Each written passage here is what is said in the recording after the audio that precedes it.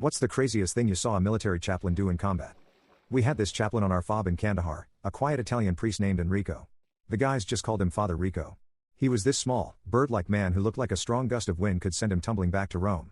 He did all the usual chaplain stuff, held mass in a tent that was always 120 degrees, listened to confessions from guys who'd done things they'd never tell their wives, and handed out pocket Bibles like they were candy. He was a good man, but utterly unremarkable. Then the rumors started. A squad would come back from a nasty skirmish looking pale and shaken, but not for the usual reasons. They'd whisper stories about Father Rico just showing up in the middle of a firefight. We all knew chaplains aren't supposed to be anywhere near the front, let alone in the thick of it. The brass would have had an aneurysm. The stories were insane. One kid swore he saw an RPG heading straight for their Humvee, only for it to swerve at the last second and fly into the sky like a confused pigeon. The kid claimed he saw Father Rico standing on a nearby ridge, just watching. Another group from Delta Company said they were pinned down, taking heavy fire, when suddenly the enemy combatants just started screaming and dropping their weapons.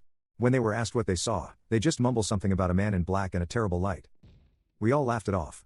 Combat stress is a hell of a drug. We figured the guys were seeing things, creating a guardian angel myth to cope. Then I saw it myself. We were on a patrol that went south faster than a toupee in a hurricane. Ambush. We were outnumbered, outgunned, and taking casualties. We were fighting for our lives, cornered in this dusty, half-destroyed compound.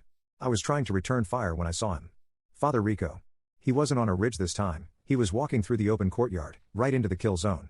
He wasn't carrying a weapon. He wasn't even running. He was just strolling, hands clasped behind his back, like he was taking a pleasant walk through the Vatican gardens. Bullets were cracking the air all around him, but nothing touched him. It was like he was walking between the raindrops in a monsoon. The enemy fighters, who had been screaming bloody murder a second before, just stopped. They stared at him, their rifles lowered. Father Rico stopped in the middle of the courtyard, looked at one of the insurgents who had been peppering our position with a machine gun, and raised a single finger. He spoke, his voice not loud, but it cut through the silence like a razor. He said one word, repent. And the guy just inverted. I don't know how else to describe it. There was no blood, no explosion. It was like he was a glove being pulled inside out in one smooth, sickening, silent motion.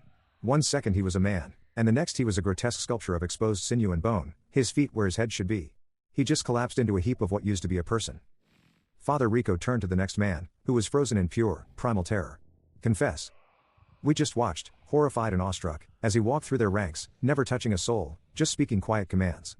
He was turning them inside out with nothing but pure, concentrated, terrifying faith. When it was over, he just turned around, gave us a gentle, beatific smile, and walked back the way he came, disappearing over the ridge. We sat there in silence for a full 5 minutes, surrounded by the leftovers. Nobody ever questioned the rumors about Father Rico again. And you better believe mass attendance went way, way up after that.